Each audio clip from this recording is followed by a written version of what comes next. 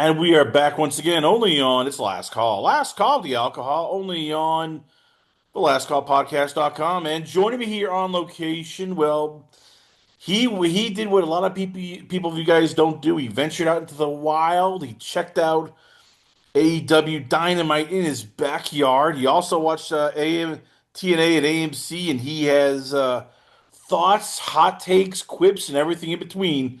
I give you one of wrestling's true, honest podcasters.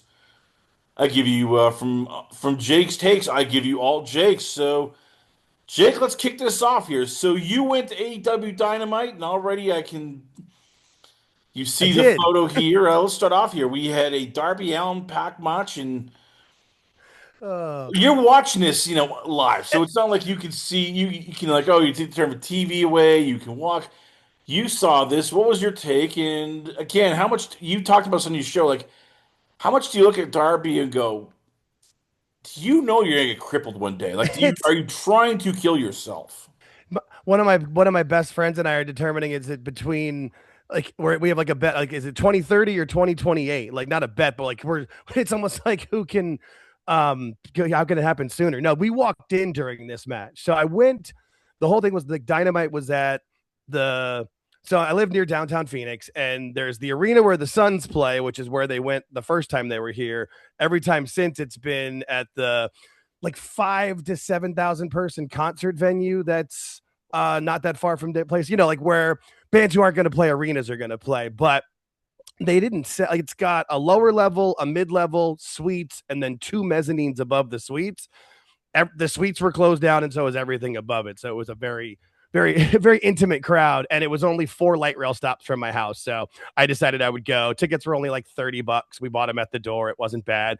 We walked in during this match. I didn't see the entrances of it, and this stair spot was one of the first things I saw when we like had got our drinks and sat down. It's just like, oh come on, why? And my buddy who was with me, he doesn't really watch, like he's a great wrestling fan, but he doesn't watch much AEW. Actually listens to my live review that we do on Thursdays on my YouTube channel at 9:30 Eastern. And he didn't really understand why they were doing this. What's the story point? And it's like, well, Darby's beat everybody else in the group, but he hasn't beaten Pac yet.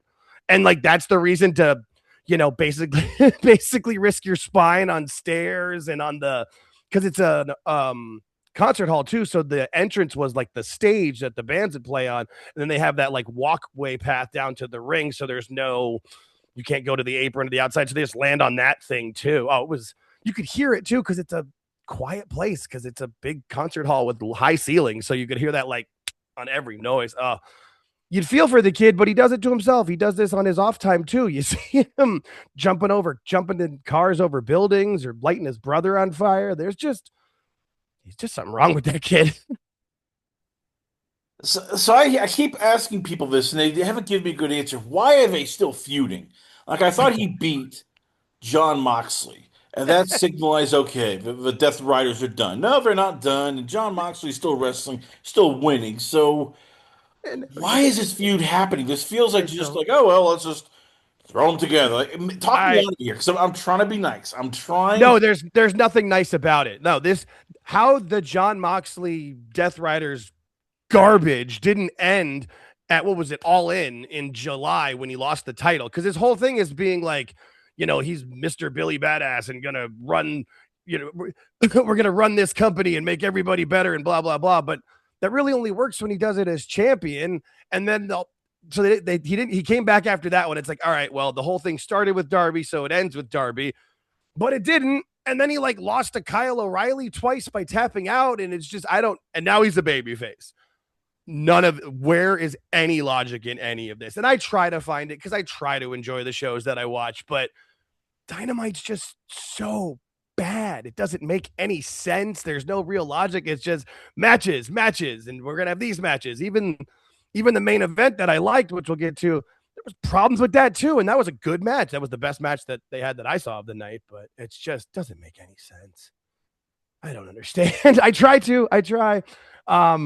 And then there was just hodgepodge matches going in. This was also a Dynamite and then a Collision taping afterwards, and they tried really hard in every commercial break and in between where they changed the ring aprons and stuff. They tried really hard to make people stay for Collision.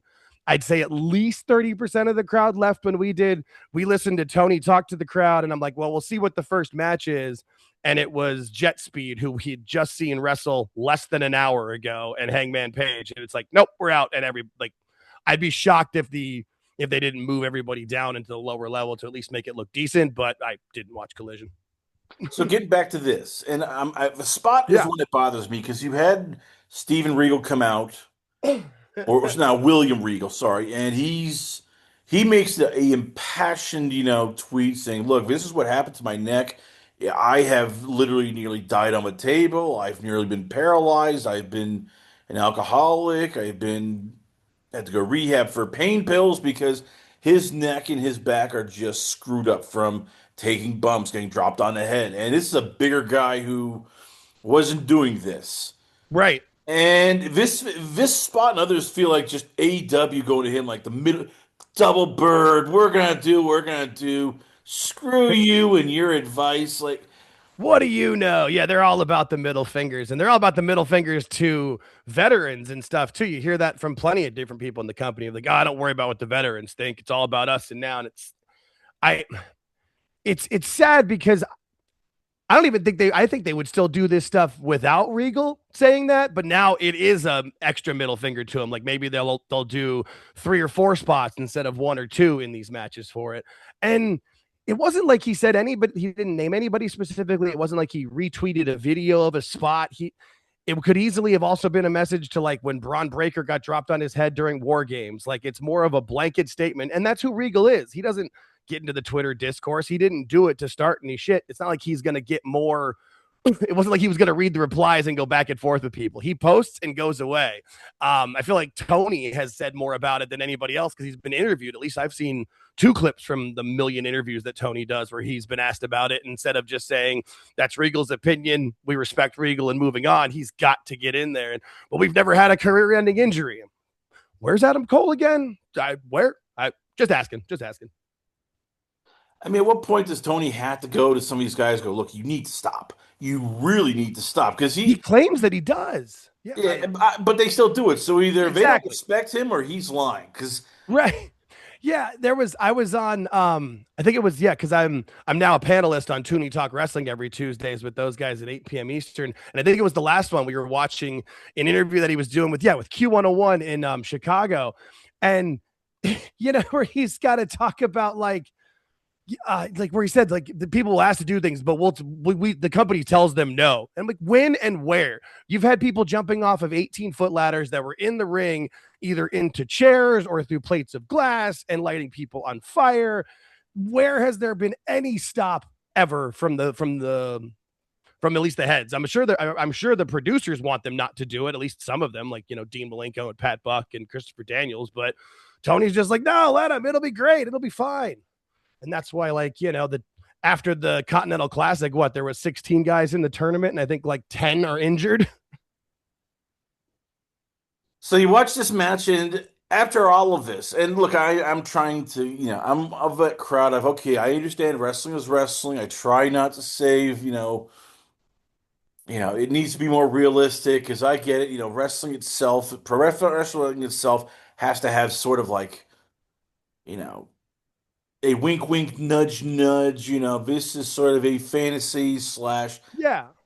But, and this is what I get. So Darby Allin, all 165 pounds of him, not only takes these bumps the entire match, not only, takes out Wheeler Utah, who is also coming in there. He beats Pac after taking all this damage and yet still hits him with a steel chair. Like, how do people? I mean, I know you're watching this and you're trying to go, okay, I'm going to suspend reality, but at what point of some of these matches do you look and go, this is just cartoonish now?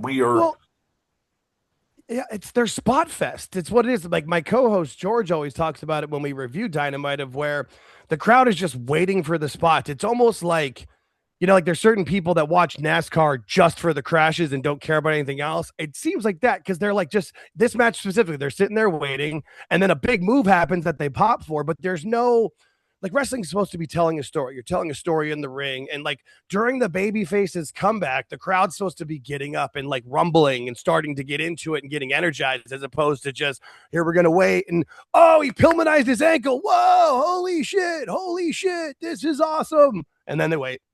And then Utah, and then Yuta comes running out, and then they wait. You know what I mean? There's no story being told. You're just going from spot to spot to spot, and whether it needs to be more realistic, I think would be more of it being seeming like a fight, seeming like a struggle, and being more less about the moment of hitting the spot and more telling the story in a match, and then having a moment that ends the match that makes the story work. But they're just doing moments for moment's sake. And So let's somebody's go going on to to. through the I've mail. been. This is Sorry. the one that I'm trying to figure out exactly why it happened. Ah, The winner. So we have the four-way tag for a future world title shot versus FTR. Who are the heels? Okay. So you figure, well, it should be then the Young Bucks. Not really happy, but hey, they're baby faces now because yeah, uh, that's the answer. Jet Speed. Hey, you've been positioning them as sort of this sort of you know I guess the modern day audience strike force, but hey, all right, hey, they're perfect. The GOA and Don Callis family. Oh, by the way, that's Jake Doyle. We'll get to him in a second. They should just be the fillers. Right. What happens? Tell me here, because as I I, saw this, all I could think of was they can't be this stupid. They can't really be this stupid.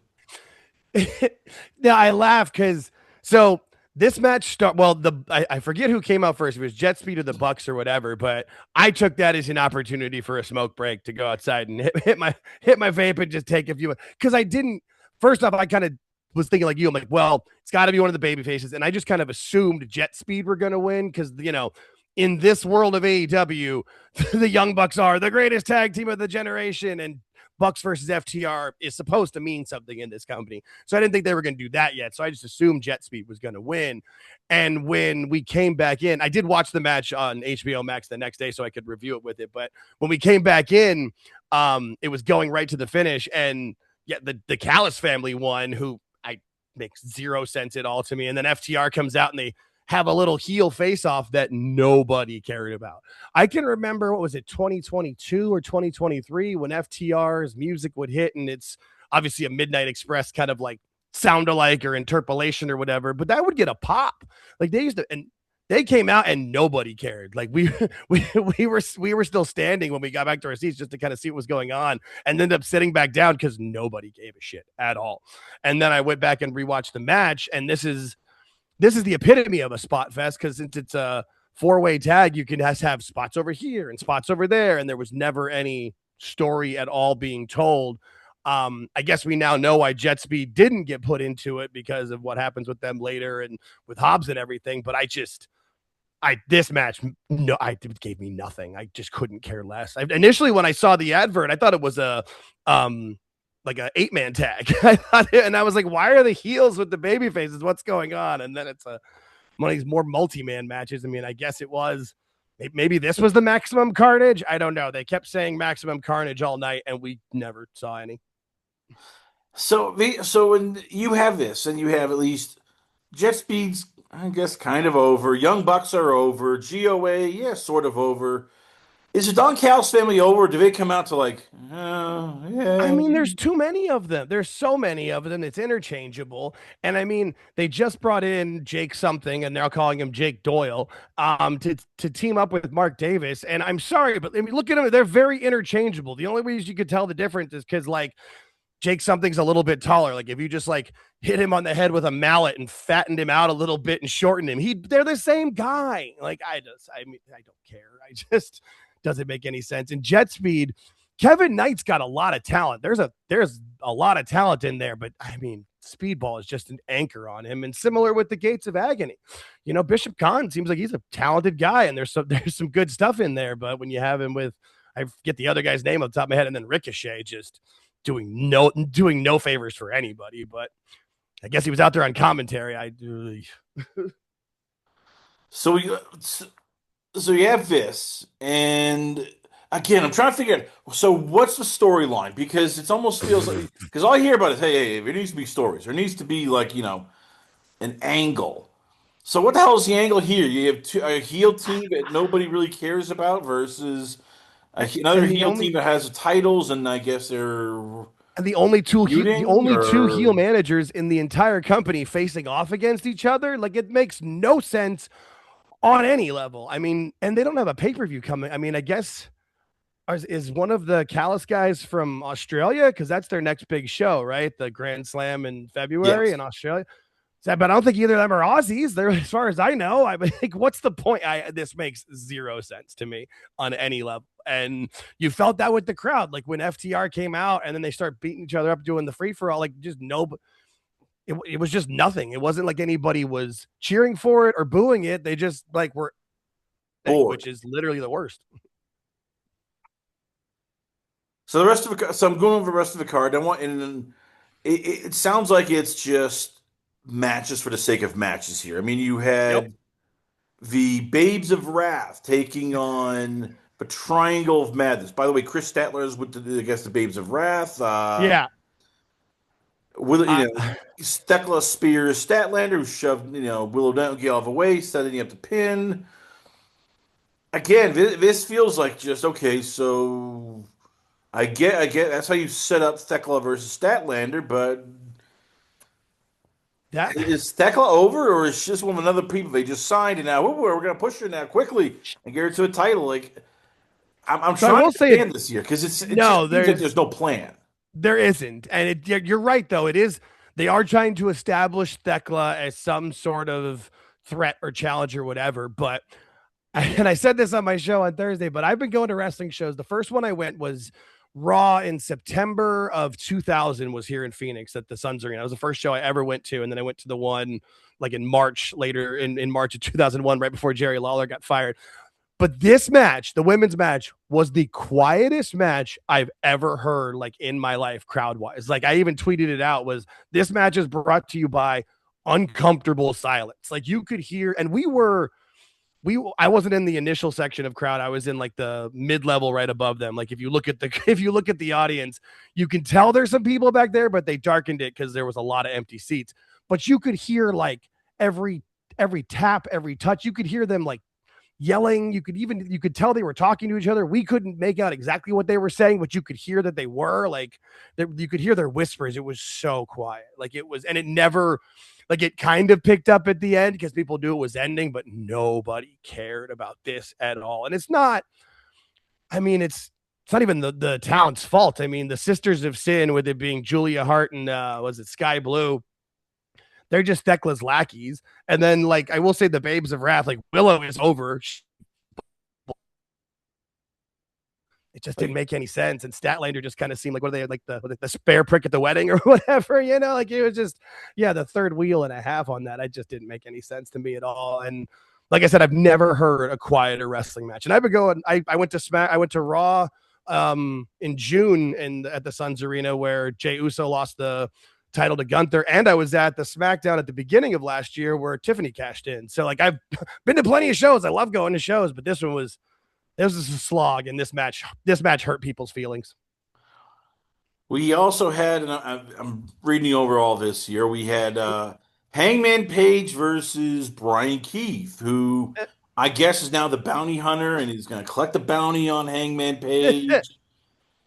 Yeah, And of course, it's 9 minutes for Hangman Page, who is supposed to be a former world champion, might be future world champion again, with a guy who basically seems loses every time. yeah. And that was something I didn't see live when I went, but saw it when I watched the replay on Max later, where at the beginning of the show, like Joe was having Brian Keith cash in his bounty or collect the bounty or whatever. And yeah, he comes out, and it's so sad because he comes out with Big Bill next to him, and it's like, that's your guy who should be cashing in the bounty. I mean, this guy looks great. He's a monster. He's fit. He's in shape. I don't know. And yeah, this is one of my problems with the main event too, is giving the lesser talent way too much offense and way too much time. Like, why was this not a squash match? And then Swerve Strickland's got to come out afterwards, and then Kenny Omega, and it's just like a big, we're all challenging for the title, but we're still friends for now kind of thing, because every angle's got to have some sort of, oh, we were enemies, but now we're friends. The I respect you part, right? I respect you. We're friendly. Yeah. Like, so you're gonna turn on him. Exactly. Yeah. No, and that's that Tony booking where he doesn't understand, like, or he just, and I hate to say this, but it's true. Like, he's a weird billionaire. He's never had real friends, or doesn't feel that he does, because he knows anybody who's friendly to him probably just wants his money and doesn't respect him. And that's why all the angles are like, you're my best friend and respect, or I want the old you. Like, he can't get out of that bubble because he's never lived outside of that bubble. But yeah, I didn't understand. And then, yeah, it was either Hangman, Swerve, or Kenny is going to challenge MJF next, apparently, for the title. Sure, why not? Well, then, of course, we get I'm trying to read this here, 38-second match between Brody King versus John Cruz, because, well, why not? It was an actual squash match. I actually like enjoyed what it was done, except for how they set it up to where Brody's being interviewed in the back, and then that Jonathan Cruz comes up to say something about Bandito, and he's like, well, we got a match next. And so we're supposed to just believe that Cruz guy didn't know he was booked on the match. Like, he didn't see the rundown sheet or wasn't told, so he had to wrestle in street clothes. Like, it wasn't like it was like, hey, we're going out there now, I challenge you to a match. It had already been set up. I mean, I did like that he just squashed him really quick, and that part was fun. Not exactly sure what I guess it was if he could cut the promo after the thing of saying, well, Bandito, you're my friend and you're going to win, and I want the first shot at you take the title when you take it from MJF. And he stumbled over about as much as I just did there, if not worse. Like, should have been like a 3-sentence promo, and he stumbled and fumbled over it because it wasn't necessary. Like, I mean, we all knew Bandito wasn't going to win, but I guess this was supposed to make us think that he was. I don't know. It was silly, but I did like seeing an actual squash match in AEW. I feel like we could probably count those on one hand. All right, and then we get the main event, which you told me about, which is Maxwell Jacob Friedman versus Bandito. It's 19 minutes long. I guess.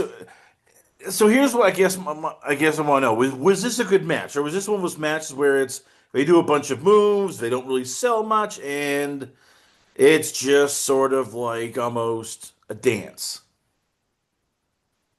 So I'll say yes to that, because it was a bit of both. Now, I guess probably because I'd watched an hour and 45 minutes of terrible before that this was easily the best match of the night that we saw. I mean, I don't know what happened on Collision, but can fairly say this was the best match. But it should have been like 12 minutes, maybe 13 at the most. Bandito got way too much offense in. And when he was getting that offense in, it was clearly a dance. They were doing stuff, and I'm going to be over here, and we're going to do this to go into that, and try to do like the rolling over pin stuff. When MJF was on the attack, it seemed like a more of a wrestling match, and it was fun. And I enjoyed the match overall, but it went way too long and gave Bandito way too much offense and made him, I guess, look good. But it was, I mean, but it was definitely the best match of the night that we saw. But that's, it's a low bar to be setting there. They stole the show, but petty theft kind of thing. And again, if you're just tuning in, why is this match happening? Why is MJF defending against a guy who basically wears a bandit mask and doesn't really speak English? And in the match, he came out looking like he was the 5th member of GWAR. Did you see that? He came out in like a... I did not. You're trying to explain this to me here, because I've given up on AEW. I'm trying as you should. Say, like, okay, you got to be a devil's advocate. Like, so why did this match happen? What's the storyline? Or is it, we're just putting it together because... Again, it's a bit of both. Now, what this was is... since the start of AEW, they've done like what they call the Dynamite Diamond Ring, where they've changed the rules a few times, but the idea is you have a battle royal, and then the last 2 in the battle royal have a match the next week, and the winner gets the Dynamite Diamond Ring, which then gets them a title shot. as far as I know, it's always been MJF up until this past year where Bandito won it. He beat Ricochet for it. And so that's how he got the title shot. But I feel like they either needed to not bring up the ring part of it or make the ring more important, because it was just kind of like, oh, yeah, that's part of the story. Sure. But it was just for him to get a title shot on this show that Tony, you know how he loves to have these titles of the shows, and, you know, Winter is Coming or Fighter Fest or Beach Blast or whatever he does.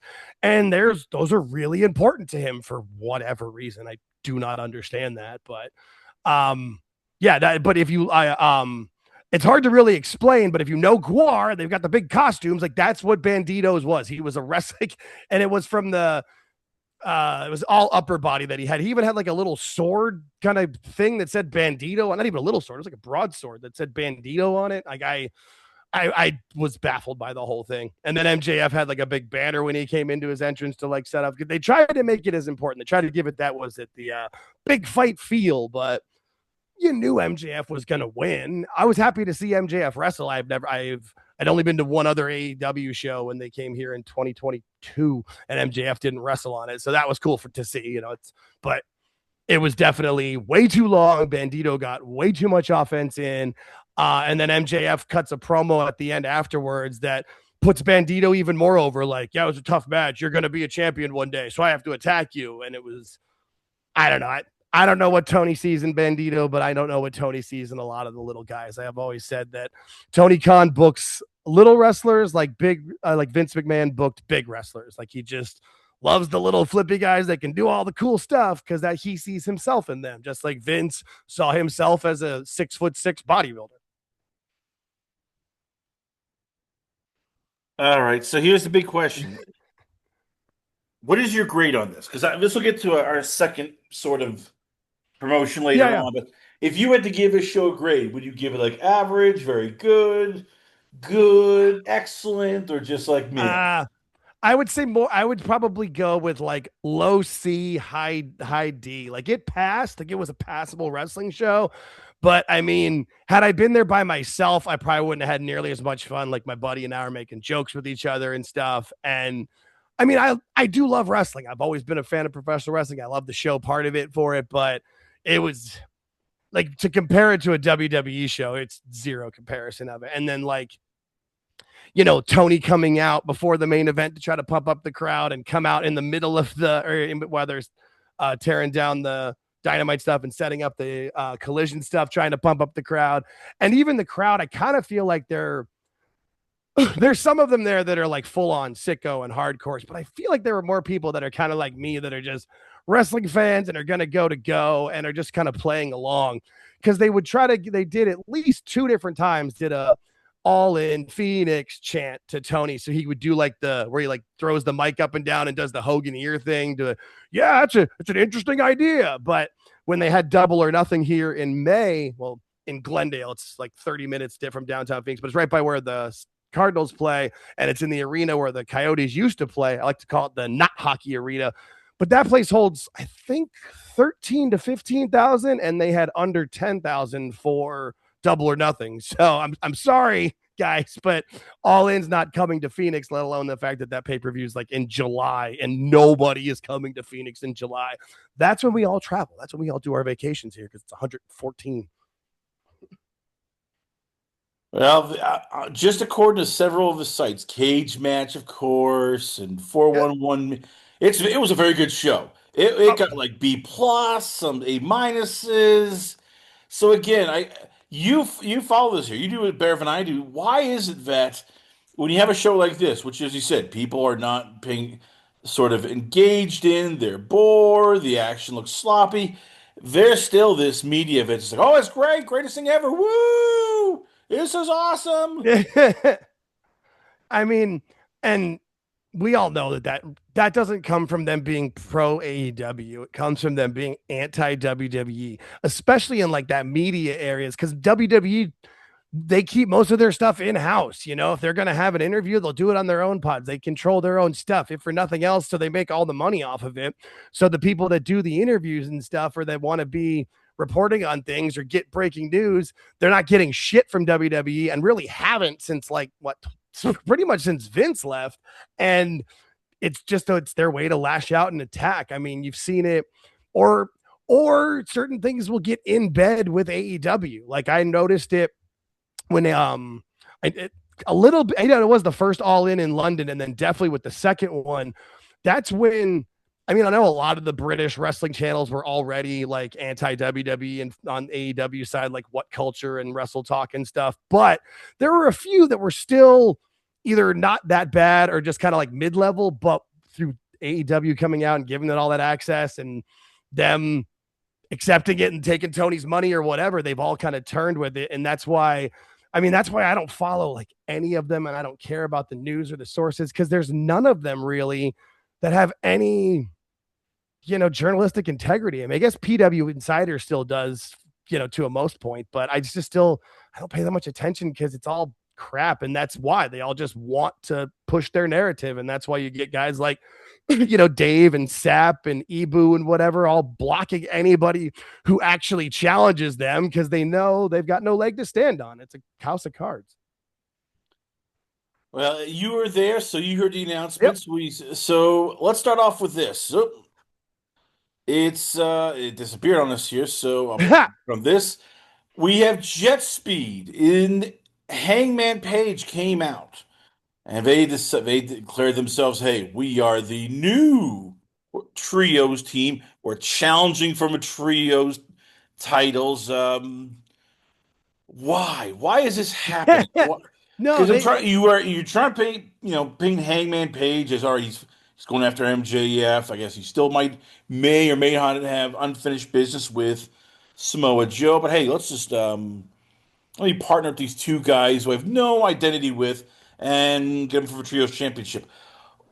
Why did this happen? And why is it that they win the titles after just saying, "Hey, we're getting a title shot." There's no angle, there's no storyline. Just let's do it. no, there was one backstage segment. It was either Renee or the other, or Lexi Nair was interviewing Jet Speed, and apparently, and I didn't know this, but apparently they were supposed to have a trios title match against the Ops. But whoever their partner was injured because everybody in that company gets injured. And Hangman just comes up behind him and he's like, "Hey, you guys are great. I'll be your partner. I'm gonna do it, and I'll be you guys in your team." And then they were like, "Oh, let's go talk to you. It's already a match. I said it, so it's a match." I don't know why Hangman has that ability or whatever, but then that match was announced during Dynamite that it was for Collision, and this is where possibly me not following any of the news sites might have hurt me because it had been at least reported that Hobbs's contract was expiring, at midnight on Wednesday into Thursday. And so had I known that, I would have probably stayed for the match because you would have thinking that's probably Hobbs' last match in AEW. I would have liked to be able to say I've seen that, but the moment we saw Jet Speed come out, like that was how Collision started, and Jet Speed's stuff hits the screen and their music hits, and it's like, nope, we're out of here. Like I don't. Jet Speed had just that four-way tag match was at the top of the hour to end Dynamite. So Dynamite ends, and then you're starting Collision. It's Jet Speed again. It's like, why would you not?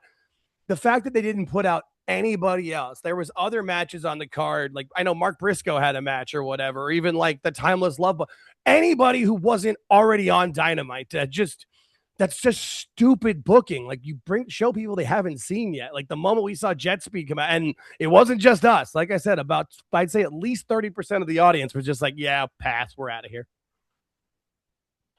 So you see the picture here. I mean, this just looks like, hey, we're throwing three guys here randomly just for the sake of throwing three guys in there randomly. Like I can't. I'm trying to take this seriously. I'm trying. If you're a fan, like, It's okay, hey, let's go. We keep hearing storylines matter, matches matter, angles matter. There's no angles, so there's no none. storyline. So again, I ask you, as somebody who like try to bring some sensibility, how does this make sense that this guy decides, oh, I'm gonna have a title shot? Hey, I'm I, partnering with these two dudes because I'm just met them, and yeah, we're all in agreement yeah. that we're gonna beat I an mean, entire group. Like I'm trying, but this makes no sense. no. There's the only faint thread that I can even try to thread there, and this is that Hangman is still mad at the ops because it was I mean, he lost the title to Joe, but it was because Hook and Hobbs helped him. So maybe he's like, I'm the enemy of the enemy of my enemy is my friend, or what? So he's like, I'm gonna be you guys. I'm going to team up with you guys to take down the ops, which, okay, maybe, but yeah, why are these guys a team? What is their tie together? And you can tell, I mean, for me, it definitely seems like Tony was trying to negotiate with Hobbs up until the end of the contract. And it's kind of clear that if Tony wants to keep you, he will book you like, Jade Cargill was booked right up till her contract ended. And there was a couple others that I can't remember either. But then if he doesn't want to, or he wants to banish you, what's happened with Anna Jay or Britt Baker, or any of the other ones that have just been Danhausen, that have just been sidelined, and they'll get released eventually, but we don't know when. So I just didn't know. Had I known that it was Hobbs' last match, I would have watched it just out of curiosity with it. But I've seen Samoa Joe wrestle a bunch of times, and who's their partner? Is it Shibata? Yeah, I couldn't care less. Pass. Or no, it's Hook, but yeah, no, I still seen him wrestle too. So that brings me to the newest additions to AEW, the Rascals. And we are now up to about 153 wrestlers on AEW, it looks like. 150 friggin' three of these people. So again, I ask, why is AEW signing more people who they can't get on TV, who really don't have, will probably have a storyline and are just again, Yeah. this is to me to be rude to the Rascals, but they're not guys that are going to go, well, we're going to add more fans. We're going to change the channel. We're going to, help draw money. But they're a nice team, but it just feels like got to I mean, collect more wrestlers. We need more wrestlers. We just need yeah. wrestlers. This is like a collection of like Dungeons and Dragons and Magic the Gathering. We got to collect all the cards.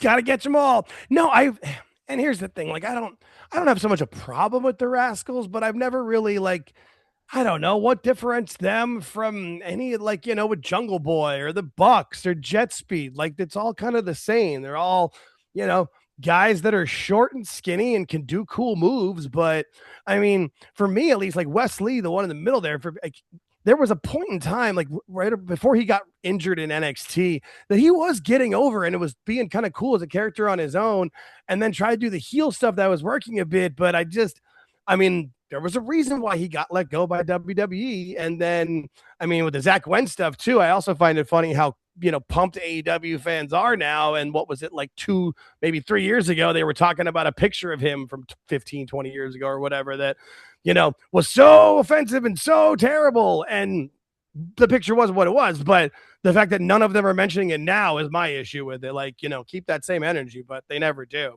And then the third rascal, though, with the pointy hat, I know of him, and I've seen a little bit of him in TNA, but I couldn't even tell you his name. So it's, it's, I guess it's, Zach Wentz. You have, of course, Wesley. Myron Reed, the young goat. I don't know why that's, don't get me started. And then it is, Desmond Xavier. By the way, Trey Miguel is stepping aside for personal reasons for now. So that's up in the air. But again, and I get it. I'm not going to criticize any wrestler who takes the money. Oh That no, yeah. so look, I get it, but again, if you're Tony, like, where are you putting these people? Where Yeah. are you putting No. more of these people who it's like you are having trouble now, like just fitting in big free agents you signed, like Shelton Benjamin, Christian Cage. Oh, by the way, remember when you signed like Eminem from, Mansoor Yeah. and I guess Madden? Yeah, you can't find them. They're stuck now in Ring of Honor. Grizzled Young Veterans. Remember when you brought them in? Oh yeah, they're stuck now in the Phantom Zone that is Ring of Honor. Like, The how show long that until nobody until watches. these guys are stuck in the realm of Ring of Honor? I mean, the fact that all they got was like a little graphic on Dynamite and then their debuts on Collision like this, like that's just, you're setting them up for failure. And I mean, and that's again where Tony's brain just doesn't compute with like the rest of how the rest of us do, where and he's got to see the numbers. Like he acts like people know what's going on in Ring of Honor.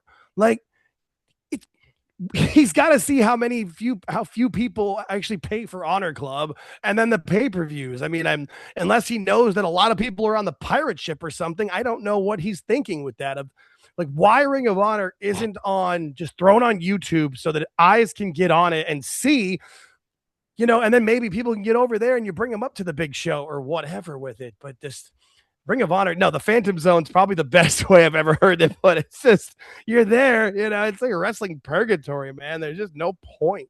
Yeah, these. I have no idea why he would sign them other than he thinks they're a name. Like they were in TNA. Wesley got over in NXT for a bit, so I don't know. or maybe because we've also heard from different people and different rumors that 2026 and 2027 are big contract years. So maybe he knows people aren't going to resign. There's going to be some shuffling. I don't know. I can't get into Tony's head. All right, so what's their fate going to be? Give me, are they destined for bigger things? Like, are they going to break the glass ceiling and they might be tag champions? Or are you looking going, yeah, you're going to be feuding with the Von Erichs and Ring of Honor? Enjoy. Yeah, so I think that's definitely the end game. So what I didn't think about it till just now when you brought it up, but what I would assume probably happens is they'll win the trios belts from Jet Speed and Hangman. Somebody will cost Hangman or whatever with it. They'll win those belts and like try to act like that's gotten them so over and so big, but we've seen the trios belts and how somebody wins them, it's a big deal, and they disappear with them. And then they'll disappear and maybe they'll like merge them with the ROH titles or something. But yeah, I think because Tony likes to do that. He'll push people at the beginning, give them that shot to like, hey, we're doing stuff, and then and that's what I think happened. Like, think will happen. They'll probably lose their first 2 or 3 matches, in competitive matches or whatever, like Tony loves to do. And then when they want to switch the trios belts over, or have somebody attack Hangman, they'll win those. And then he'll think it's a big deal and act like it is, but it'll just be like Ricochet winning the national title now. Like nobody cares. Well, speaking of cares, WB cares about this guy. It's that's right, Powerhouse Hobbs now heading to the WWE. So let's start off here because Yeah. rumors are he's going straight to main roster. No NXT for this guy. It's main Oof. roster or bust. Yeah. So That scares me. That scares me. why does that scare you? Just because at least from what I've seen, you've got to just like you got to rinse the AEW stink off of them. They learned too many bad habits at AEW, and the one time they didn't do it, there was a struggle at the beginning, and that was Jade Cargill. Like we've all said it, like that time with Bianca. Like now it's working. Now it's great. Jade's looking fantastic, and it's fine for it. But that little bit of time, like NXT, because you're still working on TV and stuff, but you get to have that like dedicated time fully in the performance center Monday through Friday or whatever. And I'm not saying it's got to be long. Like look at Jordan Grace. She wasn't in NXT very long. They brought her up. Great. That's fine. But because I know that Hobbs is a little bit older. I think he's like 33, 34. So there's the time limits on him, but think of it like Batista, where if you can get him set up right first, like he can have a 5-6 year good run. I think the easiest move and the smartest move right now, especially with all the changes in NXT, and like there's going to be a focus on some of the new bigger talent like Jasper Troy and Tavion Heights and Keanu Carver. Hobbs can be Ricky Saint's insurance policy heavy, like whatever you want to call it. You know what I mean? Like, and the NXT audience is the one WWE audience that would understand if he says like, hey, like if he can either do it right away or like tease it, like I need to bring in an old friend or whatever. Like the NXT audience will get that, as where we've seen what happens when people make AEW references on the main roster. Nobody has any clue what's going on. So I would hope that he doesn't have to be a long run in NXT, miss 3 to 6 months, just make sure that everything's right. Cause he's obviously, with his size and with his charisma, he can get over. I just get scared of the bad habits that they've learned and that sort of thing. But I also wonder who is saying that he's going to the main roster or bust. Like, is it just again with those reporters that I guess it's been multiple. So it's been okay. the usual idiots who we know of, and then it's Mike Johnson of PWI. Okay. PWI is going. Yep, he is more than likely heading to the main roster. Which look, he has over 320 matches. He's kicked around in the independent scene before he went to AEW. Right. This isn't Jade, who had like 50 Right. matches under a belt. A bunch of them were like 2 minutes long. This is a guy who's actually so For sure. again, I get what he's saying, but could you just stick him in there? Next, thing you know, he is sort of he starts off like the bodyguard for Dominic Mysterio, Ooh, I don't mind that. And or that's gonna, or the yeah. muscle all of a sudden for like say I'll throw this out there. Hey, Drew McIntyre now has a new insurance policy against Roman Reigns and his family. There it is. So I mean, there at least you can look at Hobbs and go, well, he does look the part. He is an Sure. intimidating, guy. Definitely. And something like that. And it's funny because I always kind of, I don't always, but I'll say that sometimes with NXT guys when they're coming up of like, some of like certain people that you can be very successful so like on their own, but sometimes you like it's better to be like in a team or in a group or something so the focus isn't solely on you. Like somebody like Trick Williams, that's going to be fine. He can get all the spotlight on him. He'll be great. But Hobbs, I think that might be a great way to, especially to introduce him to as a heavy to where he doesn't wrestle for a decent period of time, but you see him, hit that spine buster on somebody to save somebody else, or throw somebody, do a gorilla press slam or something, so you can see him and get him over and show him that he's, that he's got talent and that he's a big dude, the kind of stuff where they try to do with almost a bit, but just didn't work as well. So I could see it. I just feel like to me, NXT isn't as bad of a step down as certain people look at it anymore, especially with like when you see like maybe the ratings on CW aren't huge, but the YouTube numbers are pretty good and the live audiences seem to, at least not all of them, but like I'd say 20 to 30% have a good idea of who a talent is when they show up. And then that can kind of easily spread through the audience. Like when Trick Williams first came out on SmackDown, you heard it. It was like 20% of the people started to whoop that Trick chant. And then by the time he was to the ring, everybody was doing it. So I just feel like Hobbs would be a great, and the Ricky Saints heavy is just, it's right there. Ricky's smaller, but he's acting like he's the baddest ass around. And there's a lot of big talent on NXT. And if he wants to be the champion and kind of do that, which I think would work, I think the easiest way to do it too is either have him do it before. I think the easiest time to introduce him is on that February 3rd show with the ladder match for the NXT title. Looks like Ricky's going to lose. And then Hobbs comes out and murks all 5 people. Ricky wins and they do the Shawn Michaels Diesel for a bit. That seems almost too easy for me. So maybe they won't do that, but Well, that's again, what I would. I get what you're saying, and I agree. But how tough is it when he has options? Like he could have just re-signed with AEW. So again, Sure. if you're WWE, how much is like okay, we can't throw NXT because he could easily just go back. If we want this guy, we need to go. Look, we're giving you an upgrade. We're not. This isn't going Yeah. to be AEW NXT. It's sort of similar. We're giving you the main roster. Yeah. And that's going to be, and that's something that kind of depends on him in that sense too. Because remember with Stephanie Vaquer, they offered her the main roster at the beginning, and she said, "No, I want to do NXT first to get my feet wet and get comfortable, and then I'll go up when I'm ready." I feel like with him, it's not like something where NXT means he's there for a year or 18 months. I feel like it's like the pathway has been set where if you prove yourself quickly in NXT, you can get brought up, if you're not being trained from scratch down there or whatever. So I could see it working either way. But if something to where, I mean, for him, I feel like as long as he's getting, the pay that he wants to get, starting in Orlando is not the worst place for it. But I mean, getting into the Royal Rumble and just starting murking people from there and getting him into a feud and having a WrestleMania match, who would say no to that? So it's kind of like you were saying with the talent from anybody signing for Tony. Like you can't blame them. Like I blame Tony sometimes for offering money to as many people as he does, but for the Rascals, like where else were they going to go? Like TNA didn't want them. They weren't going to go back to NXT. The fact that Tony offered them money, I feel like they were like, oh no shit. Well, hell yeah. Because they probably thought they were going to go to Japan or the Indies or whatever. And they got to take Tony's money. And I'm sure he's overpaying all 3 of them out the wazoo. Did Tony drop the ball with Hobbs? I mean, when you look at him, he is what if you want to make money, this is who a guy you Yeah, could look and go, this is who I can push. He definitely. is a 6'3", 275-pound man, a large man. Looks like he could just, snap your neck with a simple headlock. Did Tony fumble by not giving him a more of a push and going, all right, we're going to make you the heavyweight champion. We're going to make you Yeah. the face of AEW. At least making an effort for it. Yeah.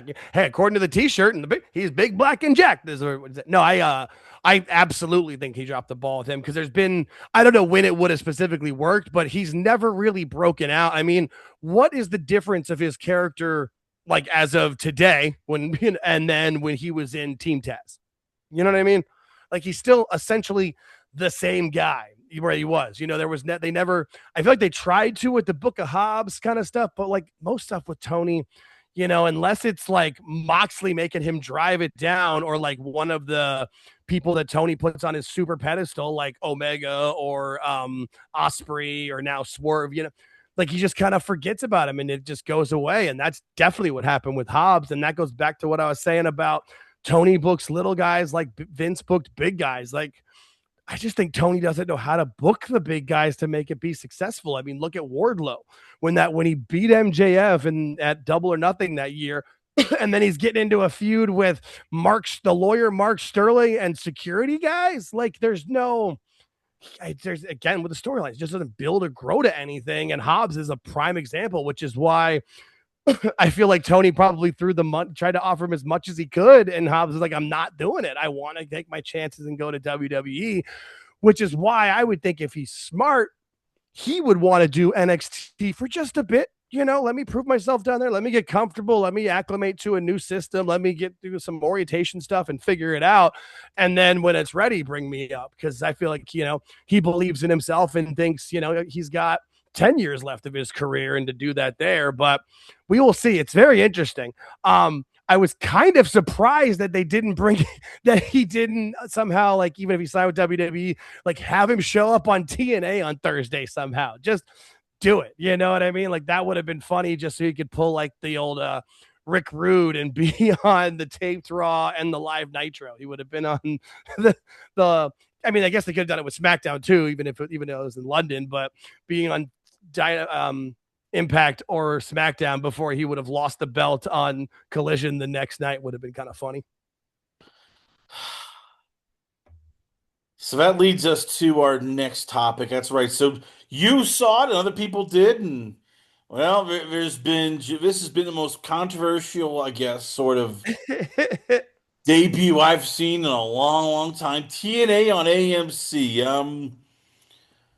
Let's talk about we'll start with the positives. AJ Styles Sure. appears. Yeah. They're on a real network, not like Access TV or Right. Destination America or Pop TV. Pop. That's the other one. I couldn't remember the Pop TV. Oh my God.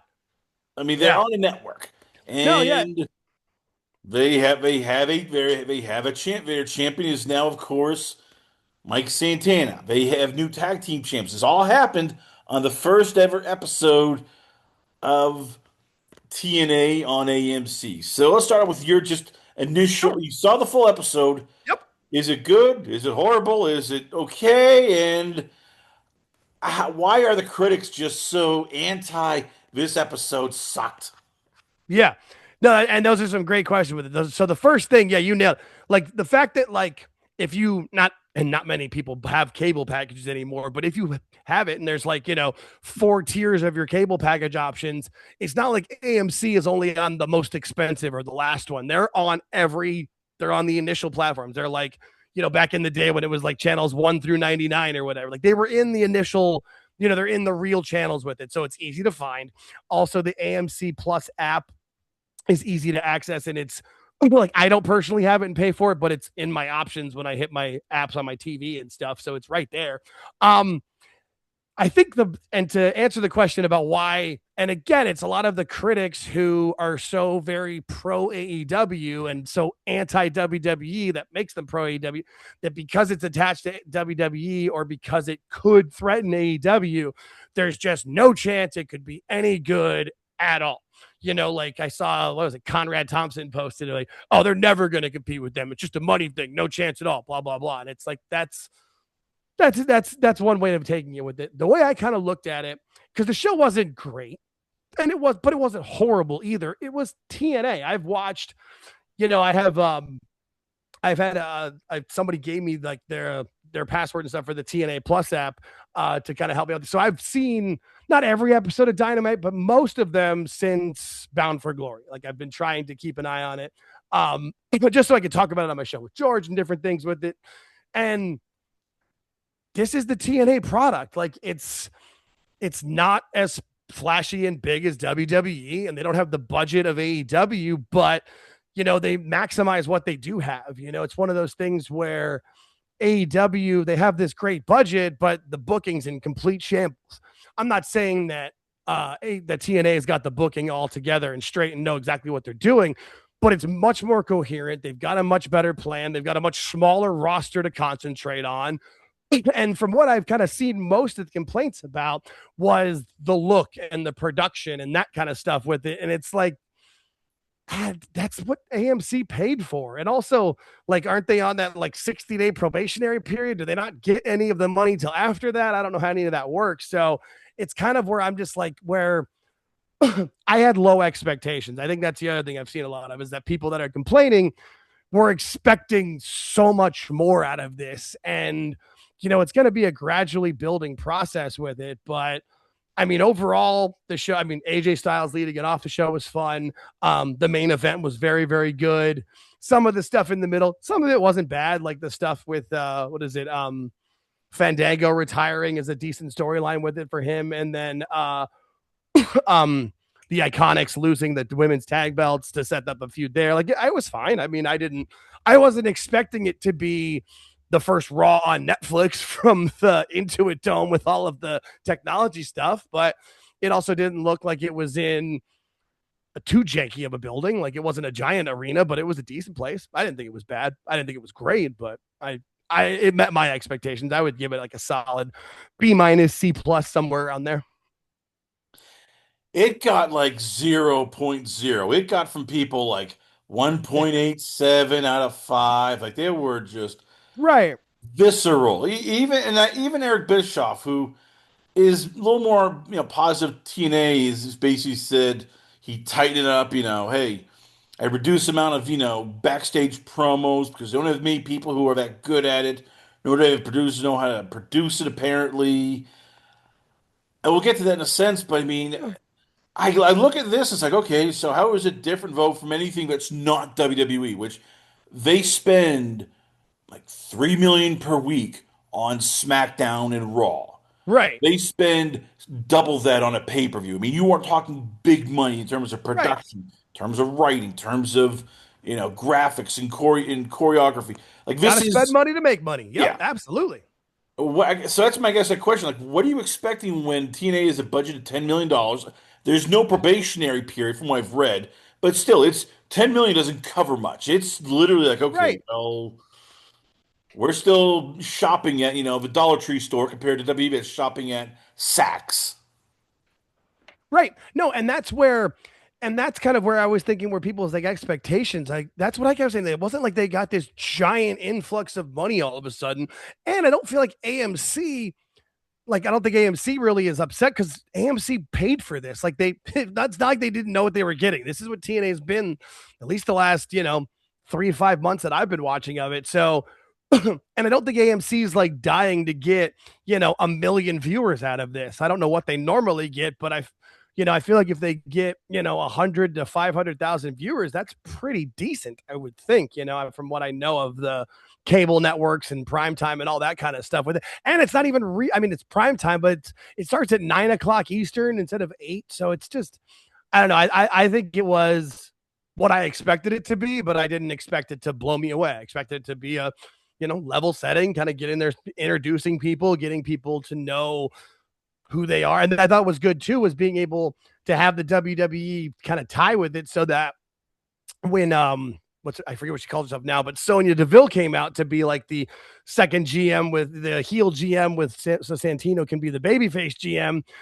We haven't seen her since, and they were able to at least like say what she's done and where she's been and stuff, as opposed to, oh, we know who that is, like that kind of thing. And so I'm excited to watch it moving forward, and I think it'll grow and evolve and continue to be what TNA is. It's the third brand in the world, or in the nation. Like I don't think they will beat AEW, at least not for a while, simply because those AEW sickos are going to be real hard, and then the media and the press too, where some people still listen to them as an actual source of legitimate integrity, and they're going to believe what they read. And then they'll probably see it and go, oh, it wasn't nearly as bad as they told me, but it's what it is.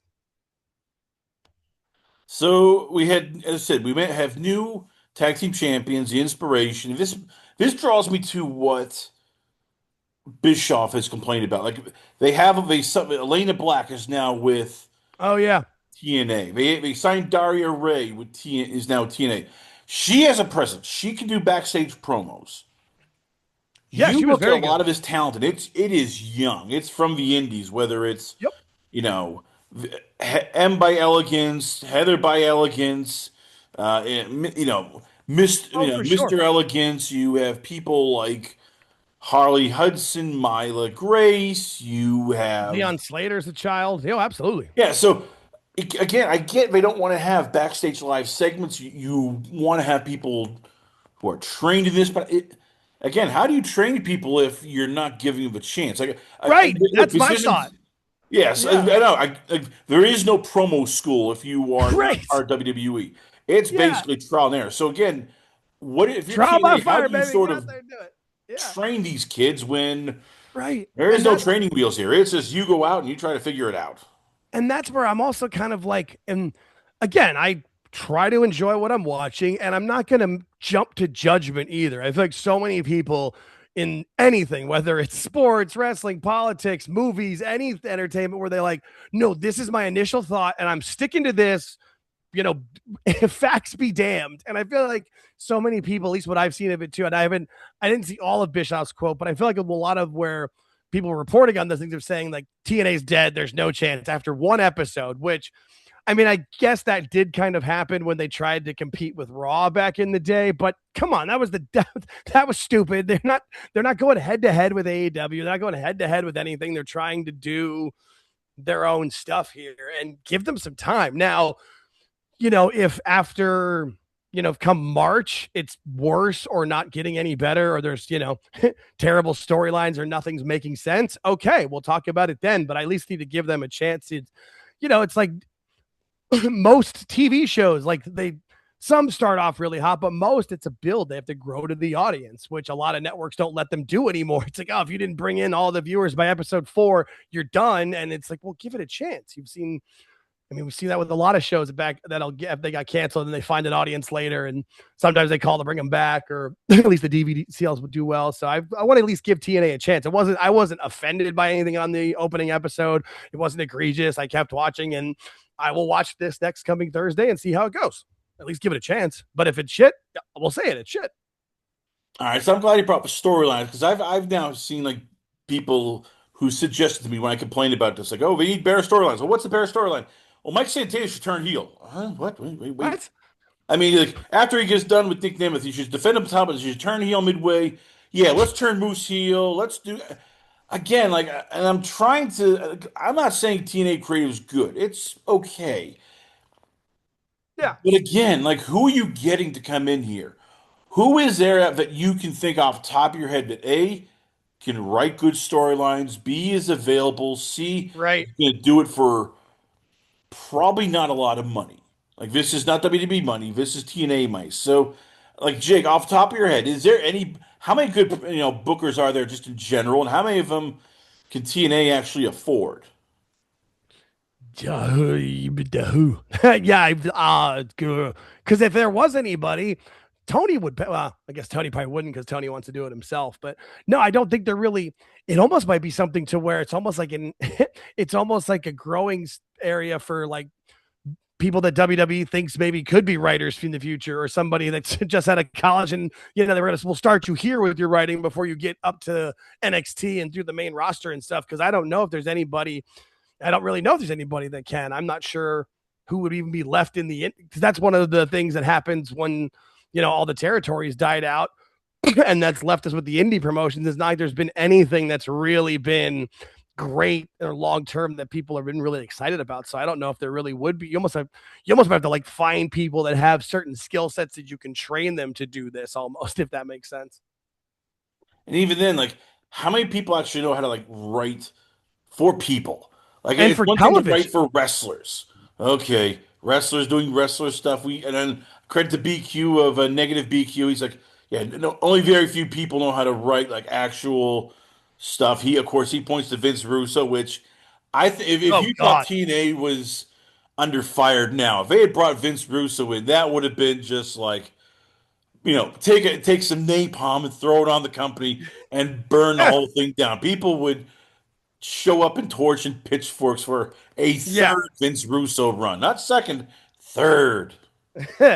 No, yeah, and no, and that would have been where I would have probably drawn the line and been like, yeah, no, I'm not giving this a chance because it's just we know what Roos is going to do, and if you if you think he's changed, check out 5 minutes of JCW. Good Lord, I've just seen clips, and that's enough for me on that. No, I don't know if there really is. It's almost something where, and maybe that's something where the WWE partnership can help them out with of helping them find people that have the right skill sets you can mold into that, especially with it's not just even writing for wrestling, just writing TV in general.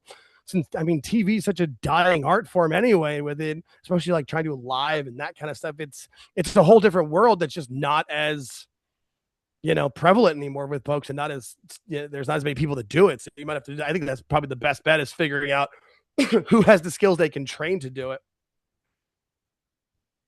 Who's out there that they can sign? I That's don't also the other know. question I ask people. It's like, well, who do you want to sign? Who's out there? Who is a game changer? Forget about indie talent because and even then that's tough because Tony keeps signing every friggin' top talent there is, even half Right, decent talent. Hey, I'll sign you to a guaranteed money contract. I just right, want you. and put you on Who, TV. Yeah, like who is out there if you're a TNA, you go, hey, we want to bring you in, and that's a game changer. Because again, this is right now, in 2026 as we're going into, it's slim pickings. There's not much for yeah. the male talent. It is almost like Carlito. You bring the No, I mean, clones back.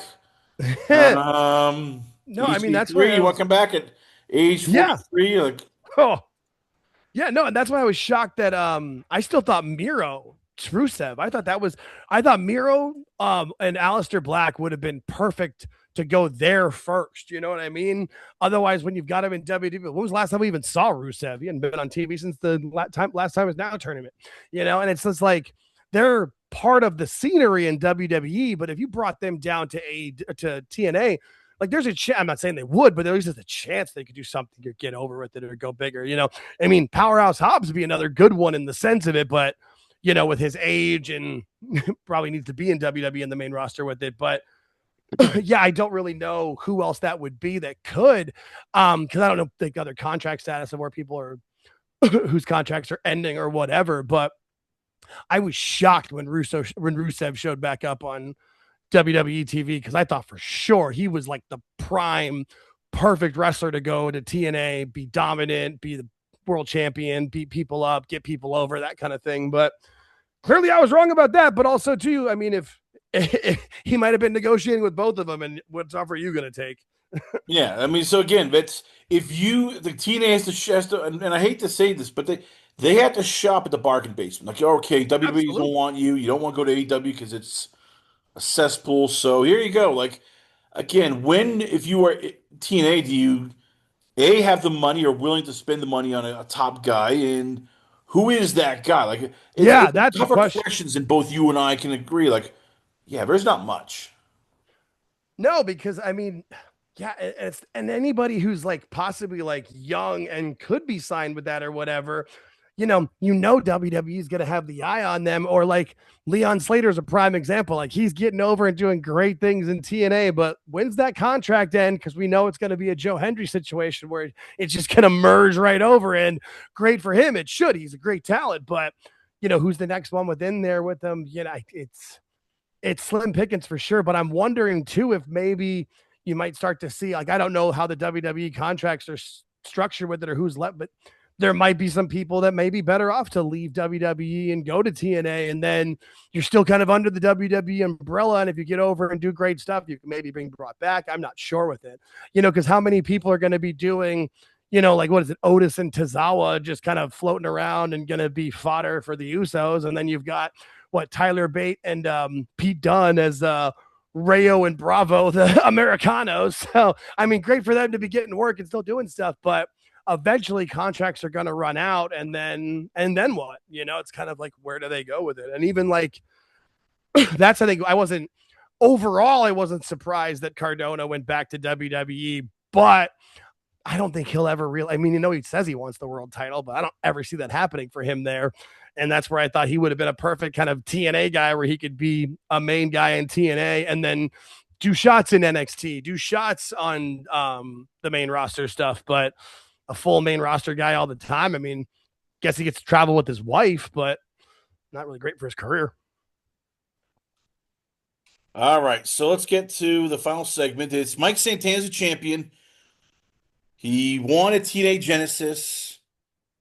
Now what? I mean, he's right now the face of TNA. He's one of the few guys who is cool, who can talk, who can get over. Yeah, This and is he what is TNA's in a tricky spot because I mean, you can't. I get, they have Nick Nemeth, but he has a call your shot title, cup still. right.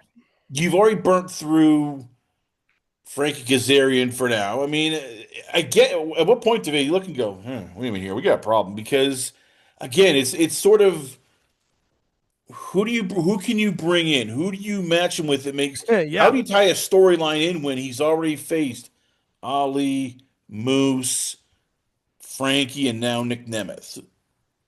Yeah, no, and that's a very and you would think like, okay, this is the time to bring somebody in, to bring somebody. Fuck it, maybe have AJ Styles challenge him for it.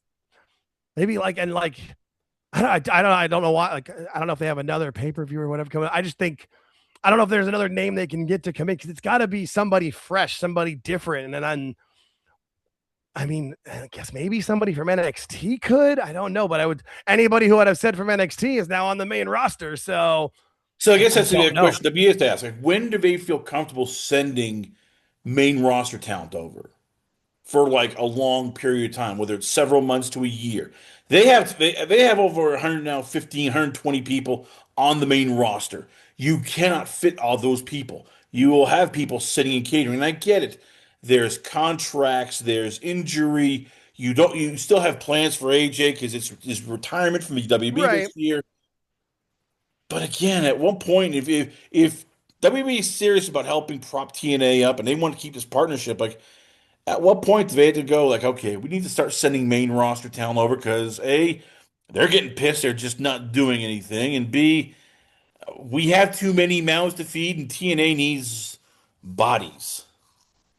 Yeah, no, and it's a very valid point with it, and that's where who is who do they have that they can do that with, that would make that's not going to hurt the storylines with? And like right now, you think of like, I mean, I don't know what they're going to do. I think like LA Knight would probably be a good fit for it. There's a lot of people where yeah, where that would be a good fit for them, but then does the talent want to do that? Does it something where they feel like it's a step down? I like the stuff with NXT in the sense that that's like the main partnership who's there mostly with it. But yeah, you're right. If there's somebody that's on the main roster that's showing up every week and not getting matches or not getting TV time, I mean, that's the best way to get yourself. Oh, that's you're only if we don't see you, I don't know how great you look and how great you're cutting promos in front of the mirror. If you're not being seen, out of sight, out of mind, we'll forget about you. So it's but then there's also the entire partnership with AAA too, where they've got people going down there and doing stuff with them too. I watched most of the show last night on YouTube. That was fun, but it's just crazy that they've got this much going on, these many partnerships, but that it'll be something. I feel like it's got to happen sooner than later, especially like you said, with the talent that's just sitting there, that's not doing anything, or that's on what main event, or only showing up on the commercial breaks during the international shows. We'll have to ponder these questions going forward. But once again, ladies and gentlemen, I give you from Jake's takes. I give you it's all Jake. Jake, where can we check out your shows? Yeah. Where is the Twitter page, Instagram, probably a Rumble channel, YouTube channel? Where can fans hit you up at? Yeah, mostly it's on X, Twitter, and then YouTube. It's at Alt Jake Takes On. Also, too, if you were on every podcast platform, we do a live show every Sunday or at 8 o'clock Eastern. And then every Thursday at 9:30 Eastern. And Thursday, the Sunday show is the open forum. We'll talk about anything. We're very close to getting super chats, so please subscribe. We'll put those up on screen. But we try to have that be more of our roundtable show and discuss whatever is going on in the wrestling world or that needs to be reviewed. And then Thursday is like our AEW specific show because we do a recorded podcast every week too. But we just weren't. I mean, we've talked about it here. There's not as much going on in AEW to actually really be that interesting. So we just kind of do it all in that show. And the whole point is that George and I sit down and watch every moment of Dynamite. We take notes and we'll report back to you guys because we know nobody wants to watch Dynamite. And so we watch it so you don't have to, so you can still know what they think's going on and the storylines. And then, if you get any arguments on Twitter, you at least know what's going on around it. But it's been a fun time. We do that. And then I'm also now the newest member of the Toonie Talk family. So I'm on Toonie Talk Wrestling every Tuesday at 8 p.m. So I went from having 2 shows a week to 4 like that. So yeah, I'm pretty easy to find though. All Jake takes on. All Jake, ladies and gentlemen, once again, always an honor, pleasure to have you on the show. We come back. We got a lot more going on here, only on It's Last Call. Last Call at the Alcohol, only on the Last Call Podcast.com.